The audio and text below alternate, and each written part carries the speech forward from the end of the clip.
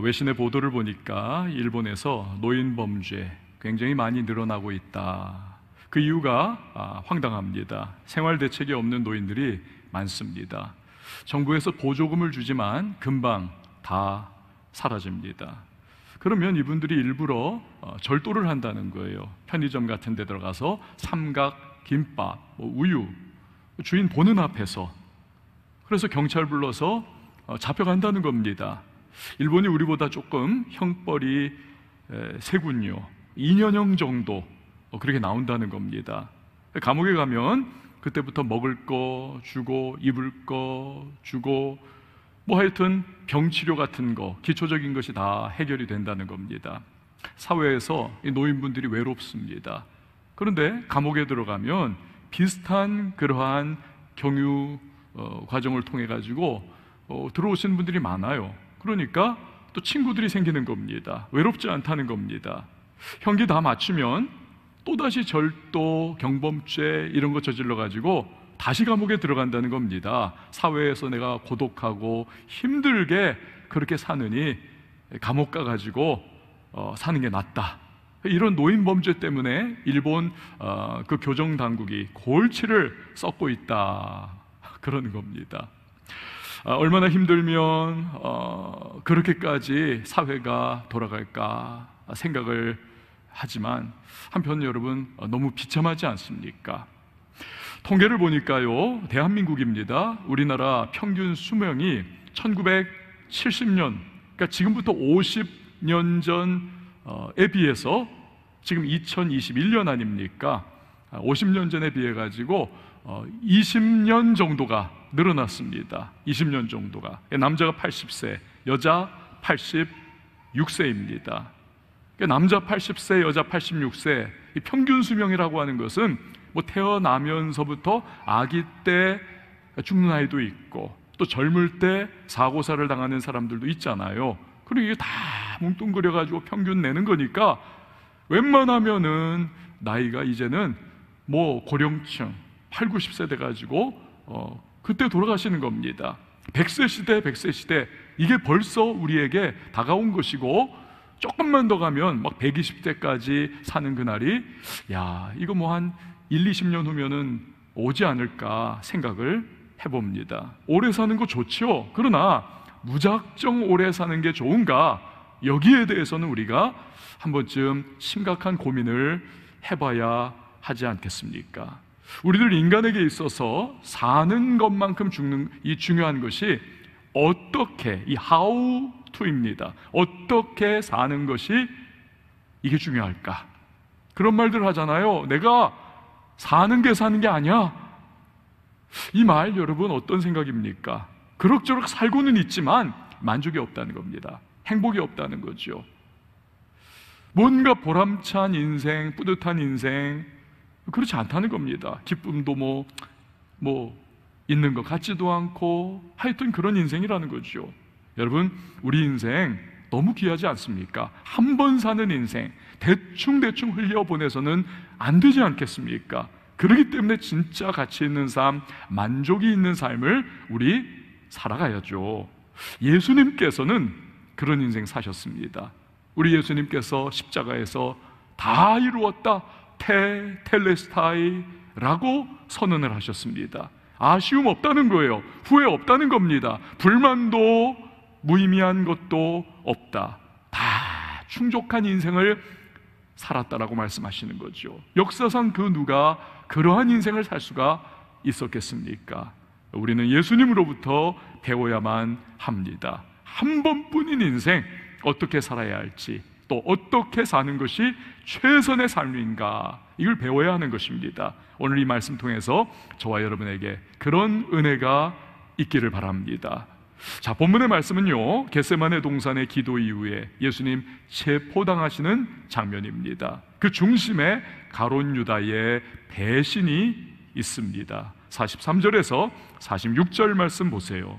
예수께서 말씀하실 때에 곧 12 중에 하나인 유다가 왔는데 대제사장들과 서기관들과 장로들에게서 파송된 무리가 검과 몽치를 가지고 그와 함께 하였더라. 예수를 파는 자가 이미 그들과 군호를 짜 이르되 내가 입맞추는 자가 그이니 그를 잡아 단단히 끌어가라 하였는지라. 이에 와서 곧 예수께 나와 랍비여 하고 입을 맞추니 그들이 예수께 손을 대어 잡거늘. 유다는 예수님과 3년 동안이나 동고동락했습니다. 그러나 가장 친밀해야 할 스승과 제자의 사랑과 존경의 입맞춤이 이 유다의 변질된 입맞춤으로 예수님을 팔아 넘기는 원수들에게 신호를 주는 변질의 입맞춤으로 바뀌었습니다. 그런데 성경은 이 유다를 소개하기를 각별한 그러한 호칭을 붙이십니다. 12 중에 하나인 유다라고 소개를 해요. 다시 말하면 그 역시도 한때는 다른 제자들과 마찬가지로 예수님의 복음 사역에 동참을 했던 자다. 그러나 무엇이 문제입니까?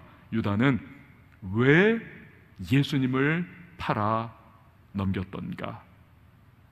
결국은 은혜 받지 못해서입니다. 은혜를 경험을 못한 거지요. 그러자 예수님을 그저 자신의 정치 사상의 잣대로 판단합니다. 자기의 선입견으로 바라봅니다.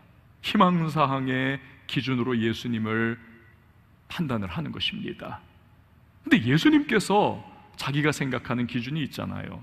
로마의 독립을 선언을 하는 이 정치적 메시아로 우뚝 서야 할 텐데 예수님의 행보는 그것이 아닙니다. 심지어 예수님 말씀하시죠. 내 나라는 이곳에 속한 것 아니다. 하늘에 속한 거다.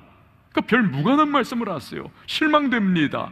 그래서 예수님과의 거리가 점점 멀어지고 심지어는 예수님을 원수들에게 배신의 키스와 함께 팔아 넘기더라는 것입니다. 여러분, 우리가 신앙생활을 할 때 중요한 것이 은혜를 받아야만 합니다. 은혜를 받아야 해요. 은혜 체험 없으면 신앙이 잘 자라지를 않습니다. 묘목이 그렇지 않습니까? 물을 제때에 정확하게 주고 이 햇빛을 제대로 받게 해줘야 부쩍부쩍 자라갑니다. 그렇지 않으면 잘 자라지 않아요. 그래서 5년 다녔습니다. 교회 10년 다녔습니다. 심지어 엄마 뱃속으로부터 모태신앙 평생을 다녔어요. 근데 은혜를 받지 못해요. 믿음이 자라지를 않습니다. 다른 교인들과 똑같이 예배도 드리고 기도도 하고 직분도 받고 봉사도 합니다. 그런데 정작 살아있는 믿음이 없습니다. 신앙 성장도 일어나지 않습니다. 삶의 변화 당연히 안 일어나죠. 왜? 은혜를 경험을 못하기 때문에. 어느 군목 목사님이 부대 교회에 새로 부임을 했습니다. 이렇게 가만히 보니까 그 연대장님이 진짜 신앙이 좋은 것 같아요. 예배란 예배 다 참석합니다. 새벽 기도에 계속 참석, 한 번도 안 빠집니다. 심지어는 밤에 저녁에 나와가지고 혼자서 텅 빈 예배당에서 막 기도를 하는 모습이 계속됩니다. 우리 연대장님 믿음 좋구나. 너무 기뻤다는 거예요. 그렇게 한 주 지나고 2주 지나고 11주가 지날 그때에 주일이 됐습니다. 연대장님이 예배에 참석을 안 했대요. 어디가 아프시고 편찮으신가 보다, 문제가 있으신가 보다. 예배 끝나자마자 성경책 들고 신방을 갔습니다. 가보니까 웬걸요, 멀쩡하시고 그냥 그러더라는 거예요. 연대장님 왜 주일 예배 안 나오셨어요? 당황스러운 답변을 하시더라는 겁니다. 별자리 진급 명단에 올라갔어요. 후보로. 내가 이번에 별 하나 따야 되겠다. 열심히 교회 출석하고 하나님께 기도하고 헌금도 드리고 치성을 다한 거예요. 그런데 진급에서 똑 떨어졌습니다. 허무한 거예요. 그동안 열심히 교회 다니고 하나님 앞에 치성을 드렸고 기도도 했고 헌금도 했고 봉사도 했는데 이게 다 무슨 소용인가? 별을 못 따랐으니까 3개월 후에 옷 벗고 제대를 해야 하는 겁니다. 그래서 이 연대장님이 화가 나가지고 내가 옷 벗고 군대에서 제대하기 전에 교인 제대부터 하겠다. 그래가지고는 그때부터 교회를 안 나오시더라는 겁니다. 여러분, 이렇듯 교회를 다니고 신앙생활을 하고 믿음 생활을 해도 은혜 체험, 이게 관건인 것입니다. 은혜 체험이 없으면 교회 다니는 목적도 이게 불분명하고 세속적이고 이게요 불투명합니다. 신앙생활보다는 자기 나름의 생각으로 다니는 거죠. 어떤 분들은 이 교회를 다니는데 사교 모임, 친목 모임, 인간이 사람이 좋아서 다니는 그러한 경우도 없지 않아 있습니다. 물론 그렇게 시작을 해서라도 예수 믿게 되고 은혜 받고 변화받아서 정말 신앙생활 잘하는 분들이 없지 않아 간혹 계세요. 간혹. 그러면 천만다행이지만 계속 은혜를 받지 못하고 교회 생활만 한다. 그러다 보면요, 이게 이력은 쌓이면서 은혜를 받지 못하니, 교회는 은혜의 공동체, 교회는 은혜로 이게 운영이 되는 건데, 자기 세상적 기준과 인간적인 경험과 가치와 판단으로 교회를 재단하기 시작합니다. 이게 이렇고 저게 저렇고 불평 말하고 막 덕을 허물어 내리다가 심지어는 암적 존재로 이 교회의 분열과 교회의 갈등을 초래하는 그 중심의 핵과 같은 그러한 역할을 하는 이 마귀의 통로가 되기도 하는 것이죠. 은혜 받는 것이 중요합니다. 그래서 성도는 다른 무엇보다도 은혜 받는 것에 우선순위를 둬야만 합니다. 그러니까 은혜 받는 게 첫째 가는 성도의 우선순위인 겁니다. 여러분, 저를 한번 따라해 주시기 바랍니다. 성도의 첫째 우선순위는, 이게 너무 긴가요? 한번 다시 따라해 주세요. 성도의 첫째 우선순위는 은혜 받는 것이다. 여러분, 성도의 첫째 우선순위는 은혜 받는 것임을 꼭 기억하시기를 바랍니다. 이게요, 그냥 쉽게 말하는 것 같지만 굉장히 중요한 문제입니다. 우리의 신앙생활에 정말 이 관건이 되는 너무너무 중요한 그러한 말씀이에요. 은혜를 받아야 정상적인 신앙생활이 됩니다. 은혜를 받은 분이 하는 봉사와 헌신과 그러한 수고들이 이게 진짜예요. 은혜 받은 분이 섬기고 헌신하고 봉사하고 수고하는 것을 통해서 교회가 세워지는 것입니다.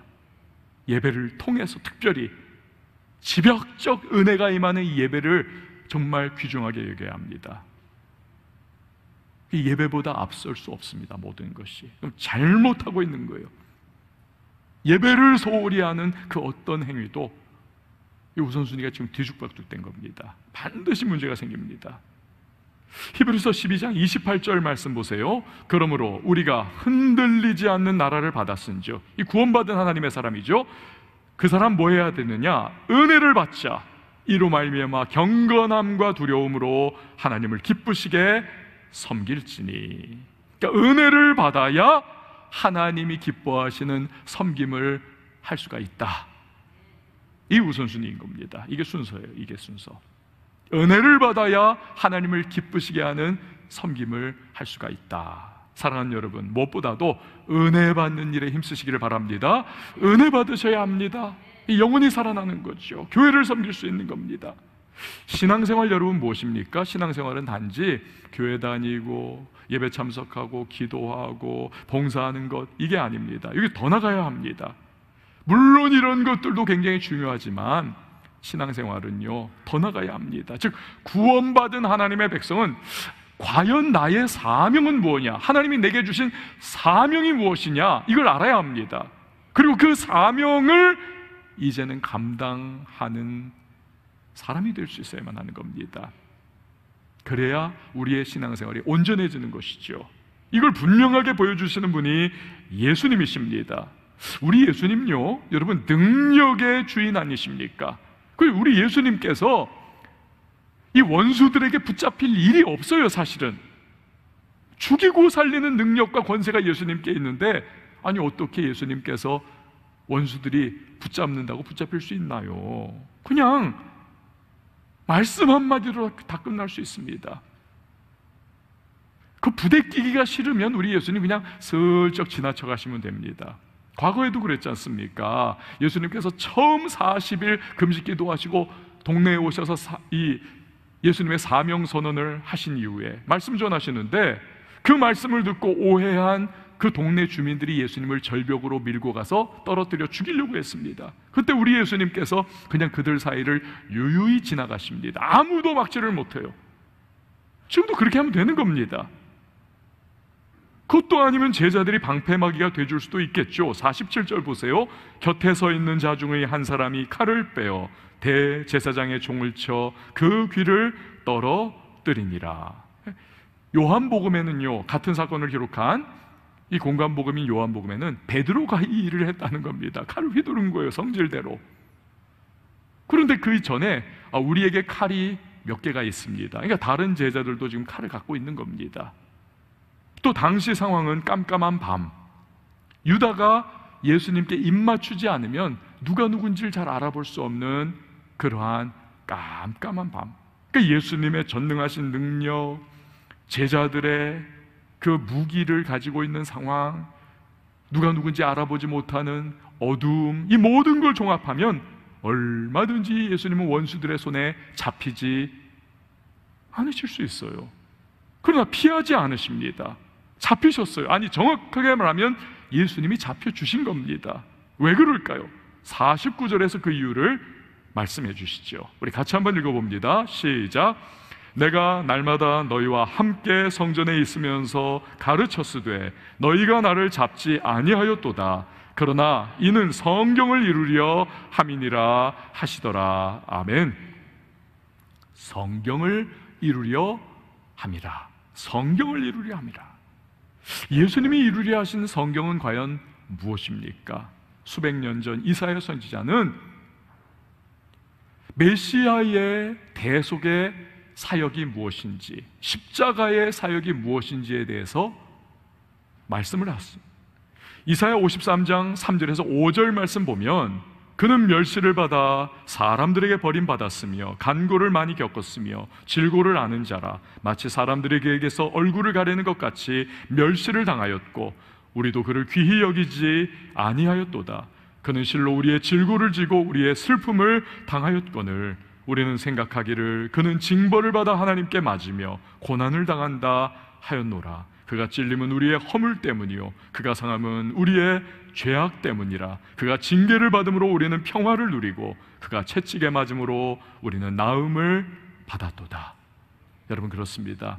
이 대속의 사역, 이 십자가 사역을 이루는 것이 예수님이 이 땅에 오신 목적이요 그분의 사명인 것입니다.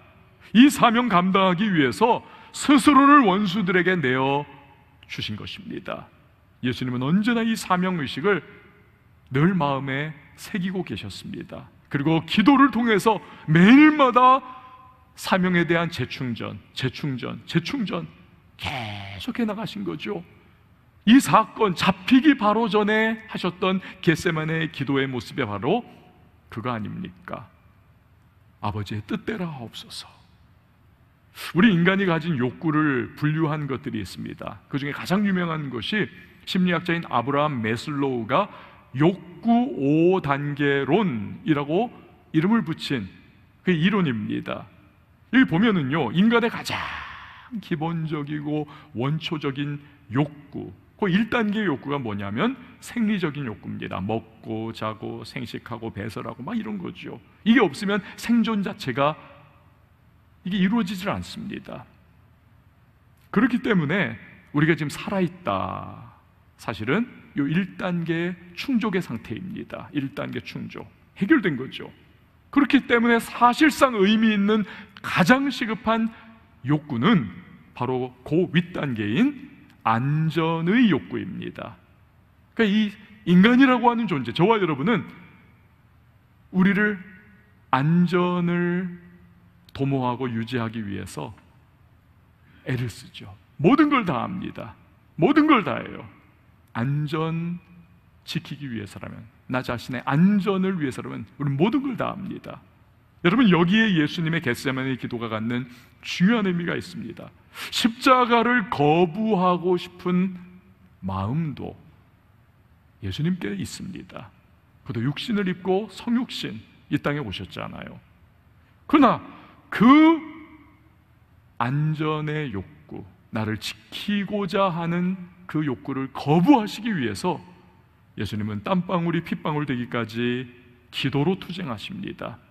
그래서 끝내 하나님의 뜻을 따르고 성경을 이루는 사명의 길로 나아가십니다. 오늘 설교 제목처럼 예수님에게 있어서 사명은 생명보다 귀했기 때문에 그렇습니다. 예수님이 마지못해서 소가 그냥 여기 끌려가지고 막 억지로 가는 것처럼 그렇게 사명의 길로 가셨을까요? 그렇지 않습니다. 의대를 졸업하고 중국에서 44년 동안 의료 선교사로 사역한 앤 월터 펀이라고 하는 여자 선교사님이 계십니다. 지금 여러분이 보고 계시는 저 사진은요, 이분이 중국에서의 44년을 마무리하고 이제 본국으로 귀환한 이후의 사진입니다. 그 이전의 사진이 없어요. 당시에 중국은 살아서 돌아오지 못하는 위험한 곳으로 알려져 있었습니다. 그러니까 당사자는 막 사명감에 불타가지고 중국으로 갔지만 정말 사랑하는, 눈에 넣어도 아프지 않을 정말 청명하고 사랑하는 이 딸을 중국에 보낸 그러한 이 엄마의 입장에서는 노심초사죠. 근데 연락이 안 오는 겁니다. 전보를 보냈습니다. 사랑하는 딸아, 네가 지금 어떤지 나는 너무너무 안타깝고 나는 너무 궁금하다. 딱 더도 말고 덜도 말고 너 단어 하나만이라도 좀 보내다오. 단어 하나만이라도. safe, 안전해요, 괜찮아요, safe, 요 하나만 좀 보내줘. 그럼 엄마가 안심하겠어. 꼭 보내줘. 전보를 보냈습니다. 중국, 그 당시 오지 아닙니까? 오지. 뭐 안 오는 거예요. 기다리고 또 기다리고 지칠 때쯤 되었을 때 드디어 사랑하는 딸의 전보가 왔습니다. 거기에 딱 하나의 단어가 써 있었습니다. safe, 안전해요. 이 단어 아닙니다. 딸이 보낸 단어 delighted, 즐거워요. 사명의 길. 남들이 바라볼 때는 저 중국이라고 하는 아시아의 오지에 가서 생사를 장담하고 보장할 수 없는 그곳에 가서 과연 어떻게 살아갈까? 너무 가혹한 그러한 삶을 지금 살아가고 있는 거 아닐까라고 생각을 했지만 그 선교사님 자신은 그 사명의 길이 너무 즐거웠다는 겁니다. 그 사명의 길인 겁니다. 예수님의 마음도 바로 그것이죠. 일단 십자가의 길로 발걸음을 떼신 이후에는 후회 없습니다. 뒤돌아보는 일도 없습니다. 오히려 즐거운 마음, 만족한 마음으로 우리 예수님 끝까지 나아가시는 겁니다. 이사야 53장 11절 말씀 보세요. 그가 자기 영혼에 수고한 것을 보고 만족하게 여기실 것이라. 나의 의로운 종이 자기 지식으로 많은 사람을 의롭게 하며 또 그들의 죄악을 친히 담당하리로다.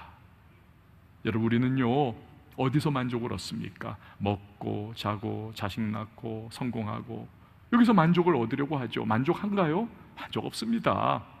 조금 만족의 귀퉁이를 맛볼 수는 있을지언정 이 마음을 가득 채우는 만족, 기쁨, 행복, 여러분, 이것은요 다른 것에서 우리가 찾을 수가 없습니다. 하나님이 우리를 이렇게 만들질 않으셨어요. 배는 부를지 모릅니다. 막 깔깔깔 웃을 수는 있어요. 잠시 지나면 공허합니다. 만족이 없습니다. 아프가니스탄에서 미군이 떠나고 탈레반 정권이 들어섰죠. 수도 카불의 혼란과 아비규환의 모습을 우리는 지금 보도를 통해서 보고 있습니다. 오죽 공포스러우면 그 10대 형제가 미군 수송기 바퀴 붙잡고 그냥 공중으로 올라갔다가 거기 떨어져 가지고 두 사람이 즉사하지 않았습니까? 뭐 상황이 어떤지를 그것만 봐도 알 수 있는 거죠. 그런데요, 놀랍게도 각국 외교관마저도 다 떠나버린 이 카불, 그 CNN의 여자 기자가 히잡을 두르고 총을 든 탈레반들 앞에서 이 취재를 하고 그것을 방송으로 보도를 하고 있는 겁니다. 이 공포와 혼란이 가득한 바로 그 현장 속에서, 그 시간에 저 이걸 보고서 저게 바로 사명감이구나. 여러분, 저분이 막 두려워 떨면서 CNN이 억지로 시키니까 거기서 버티면서 저러고 있었을까요? 여러분, 전혀 그렇지 않습니다. 저분은요, 분쟁 지역 이전에도 완전히 쑥대밭과 같은 그러한 갈등이 일어나던 미얀마, 거길 찾아다니면서 사명감으로 보도하신 분입니다. 만약에 저분에게 저 사명감을 막 가지고 저렇게 도전하고 저곳에서 취재하고 보도하고 있던 그 사명감 가지고 있는 저분에게 저 못하게 했다면 평생 어쩌면 막 괴로워하고 힘들어하고 갈등하면서 살았을지 몰라요. 물론 지금은 이 CNN 본사에서 너가 지금 지나가면 이제는 돌아올 수 있는 길도 없고 너 목숨을 우리가 이제 보장을 못해, 너 반드시 돌아와야 돼, 명령을 내려가지고 이제는 어젠가요? 귀환을 했습니다만 그 자기 소임을 감당한 거죠. 만약에 저거 못했다면 평생을 후회하면서 불만족스럽게 살았을 겁니다. 그 사명감인 거죠. 여러분, 지금 어떠십니까? 하나님이 주신 사명을 따라서 살아가고 계신가요? 밤하늘의 그 흔들리는 구름들, 바람, 폭풍우, 그러나 항해하는 배는 북극성, 흔들리지 않는 그 별을 바라보면 소원의 항구로 갈 수 있습니다. 우리 인생, 여러분, 모든 것이 다 상황이 바뀝니다. 지금 막 성취를 했고 박수를 받고 내가 물질을 손에 쥐었고 내가 가지고 있는 많은 것들이 있지만 그게 여러분 한순간이면 다 허물어질 수 있고 떠나갈 수 있고 내 손에서 빠져나가고 모래알갱이처럼 다 놓칠 수도 있습니다. 코로나19가 우리에게 그걸 보여주지 않습니까? 너무나 확신했던 것들인데 불확실해진 겁니다. 모든 게 다 그렇습니다. 언제든 현실 따라 살아가고 유불리 따라 살아가는 사람은 무너질 수가 있는 거죠. 오직 흔들리지 않는 주님이 주신 사명을 따라 살아가는 사람만 굳건하게 설 수가 있습니다. 예수님 그러하셨듯 우리가 기도해야 하는 이유가 바로 거기에 있습니다. 기도를 통해서 주님과 교통할 때에 성령께서 우리를 아시고 우리에게 주신 하나님의 사명이 무엇인지를 통달하시는 성령께서 우리의 마음속에 깨닫게 해주시는 거죠. 내 사명은 이 길이구나, 이 길이구나. 저 멀리는 아닐 거예요. 내가 지금 처해 있는 삶의 현장 속에서, 환경 속에서, 나의 일 속에서, 나의 현실 속에서부터 서서히 깨닫게 해주시는 거죠. 기도할 때. 그 기도의 사람 E.M. 바운즈 목사님은 이런 말을 했습니다. 옷을 만드는 것은 제단사의 일이고 구두를 수선하는 것은 구두장의 일이고 기도하는 것은 그리스도인의 일이다. 기도의 실패자는 생활의 실패자이다. 왜 이런 말씀하신 겁니까? 아무리 열심히 땀 흘리고 성공적인 삶을 살아도 성령의 인도하심을 따라 자신의 사명을 깨닫고 그 사명의 길을 나아가지 않는 사람이라면 하나님 바라보실 때는 모든 성취와 모든 성공과 그 모든 것들이 다 의미가 없다는 것입니다. 세상은 박수를 친다 할지라도 하나님 바라보실 때에는 의미가 없다. 여러분, 사명은 우리가 이 땅을 살아가는 목적이고 우리 존재의 의미요 가치입니다. 사명에 대한 확신은 세상 그 어떤 것보다도 우리 삶에 힘을 주고 용기를 주고 동기 부여가 되는 것입니다. 만약에 내 삶이 공허하고 늘 혼란스럽고 만족이 없다면 우리는 오늘 말씀 앞에서 또 예수님 모습 앞에서 우리 자신을 비춰봐야만 합니다. 내가 과연 사명의 길을 가고 있는가? 한때는 내가 그 길을 가다가 내가 이탈한 모습은 아닐까? 나는 사명을 깨닫고 살아가고 있는가? 이 부분이 해결돼야만 우리에게 진정한 만족이 있고 우리에게 진정한 행복과 기쁨과 확신이 있는 것입니다. 사명은 누구나 같지 않습니다. 다 개개인이 다릅니다. 그러니 비교할 이유가 없습니다. 어떤 성도가요, 늘 불만족스러웠다 그래요. 내 십자가는 왜 이렇게 힘이 듭니까 하나님? 저 사람은 그렇지 않은 것 같은데. 남편이 예수 안 믿고 핍박했는지 몰라요. 집에 너무 돈이 없었는지 몰라요. 몸이 약했는지 모릅니다. 어쨌든 너무 자기의 사명의 십자가가 힘겨웠다는 겁니다. 불평을 입에 달고 있는데 어느 날 꿈을 꿉니다. 자기가 무거운 십자가를 등에 지고 낑낑거리면서 언덕을 올라가더래요. 내가 사명의 짐이 저렇게 무겁구나. 근데 자기가 이게 언덕에 올라가서 이제 내려가는 길인데 그 밑에 이렇게 여러 가지 종류의 십자가가 있더라는 겁니다. 그런데 위에서 음성이 들리기를 너 대신에 다른 거 하나 골라봐라. 이렇게 보니까 저기에 눈이 번쩍 뜨이기를 황금으로 된 십자가가 있더라는 겁니다. 와, 저게 좋아 보이네. 자기 십자가를 팽개치고 황금 십자가를 딱 잡고 등에 매는 순간 일어나지를 못합니다. 왜? 너무 무거웠다라는 거죠. 보기는 좋았는데 이 황금이 너무 무거워서 그걸 못 메고 그냥 오히려 깔려 있는 겁니다. 그때 음성이 또 들리더라는 겁니다. 다른 걸 잡아봐라. 이제는 너무 무거운 건 안 돼요.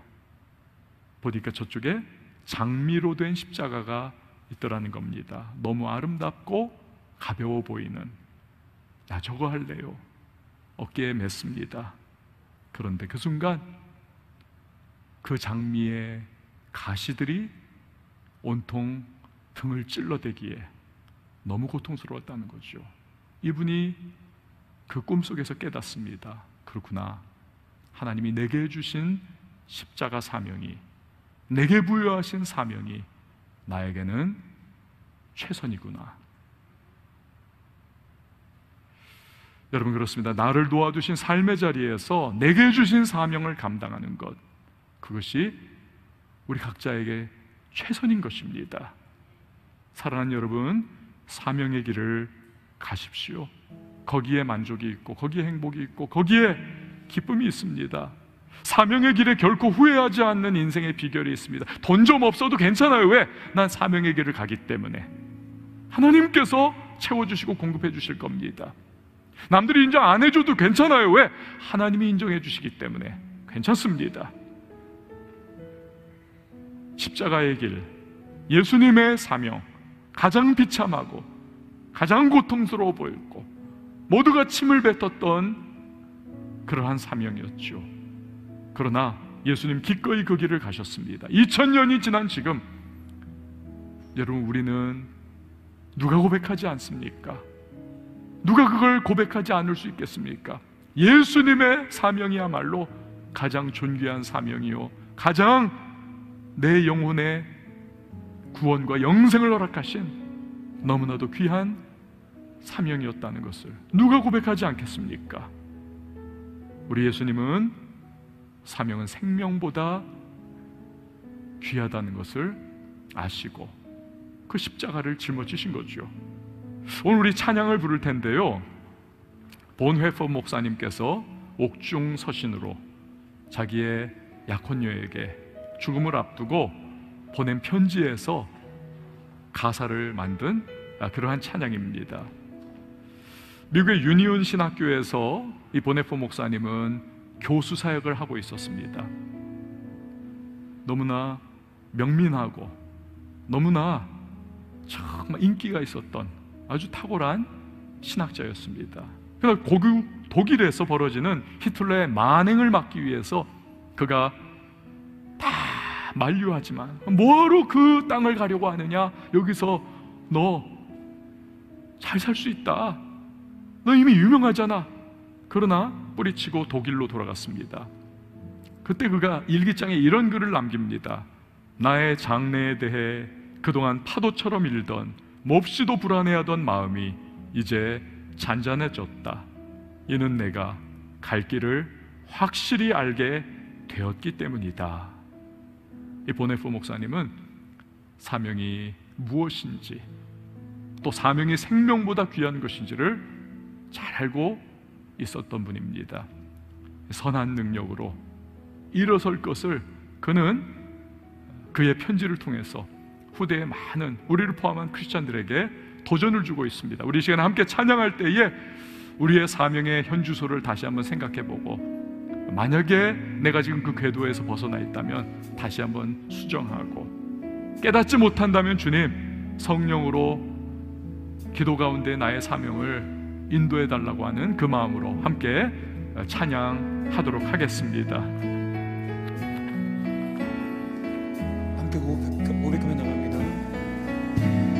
선한 능력으로 안으시되 그 크신 팔로 날 붙드시네.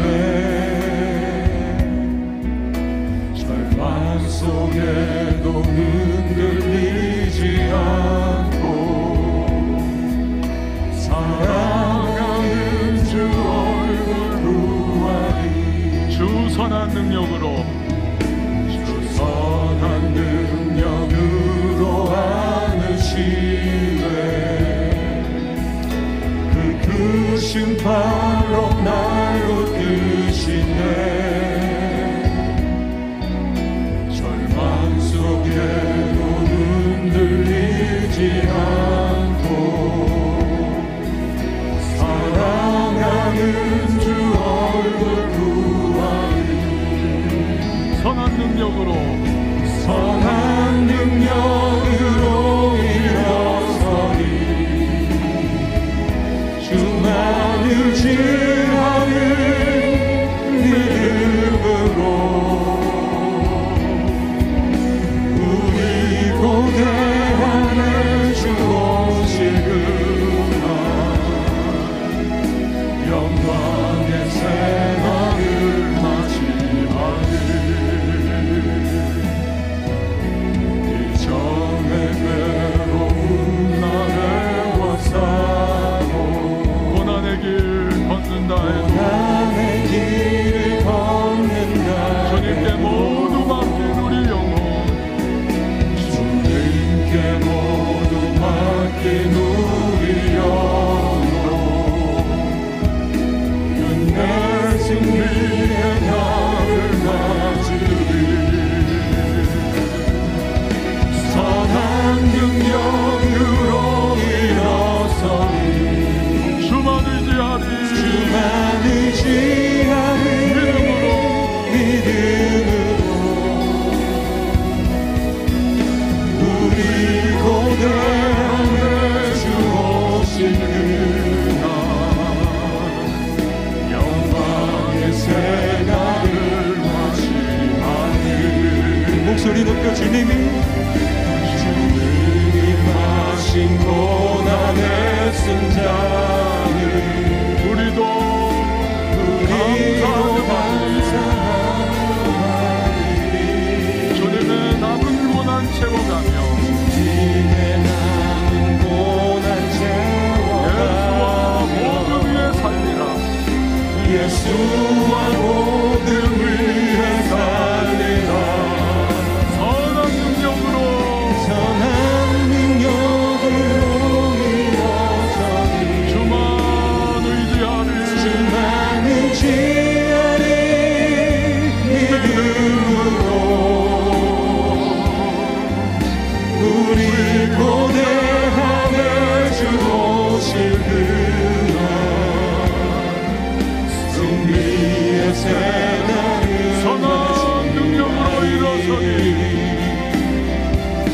선한 능력으로 일어서리. 주만 의지하리. 믿음으로 우리 고대함에 주 오실 그날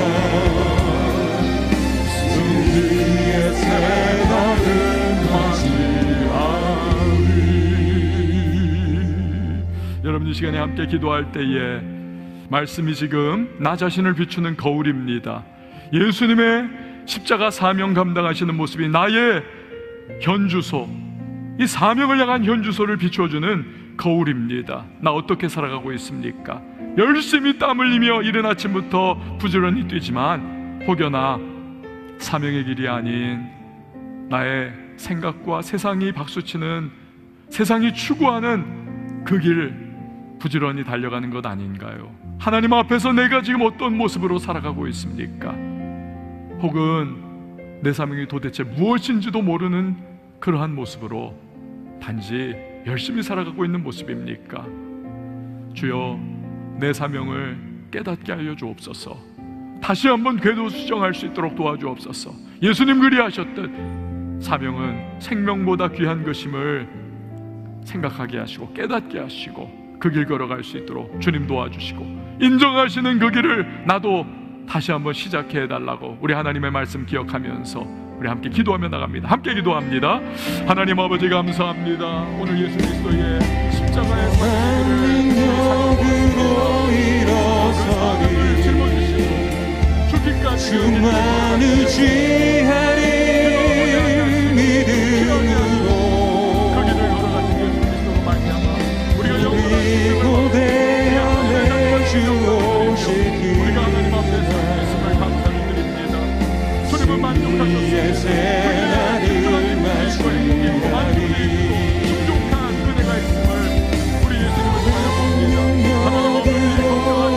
하나님 아버지 주님이 나에게 주시는 사명이 주만 의지하리 믿음으로 하나님께서 나에게 주신 그 사명을 깨닫게 우리 고대함에 주 오실 그날 주님이 이루신다는 승리의 새날을 맞이하리.